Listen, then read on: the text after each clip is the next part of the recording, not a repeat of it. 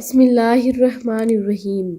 Zainab be be کی طرف سے میں آپ لوگوں کے ساتھ رسول اللہ صلی اللہ علیہ وآلہ وسلم کا بہت ہی پیارا فرمان شیئر کرنے جا رہی ہوں کہ بد نصیبی کی پہچان کیا ہے۔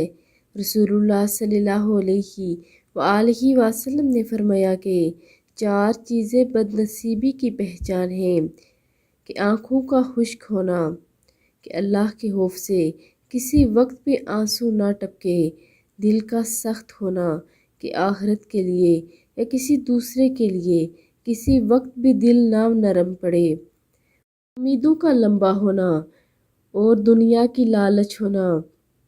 میں آپ لوگوں سے یہ گزارش کروں گی کہ آپ میں سے کسی میں بھی یہ 4 چیزوں میں سے ایک چیز بھی ہو تو خدا را وہ چھوڑ دیں، کیونکہ یہ دنیا عارضی ہے۔ آدمی کہتا ہے میرا مال، لیکن اس کا اصل مال تو اس کے اعمال ہیں۔ آپ سب بھی اس حدیث مبارکہ پر لازمی عمل کریں اور اسے آگے لازمی شیئر کریں۔ جزاک اللہ۔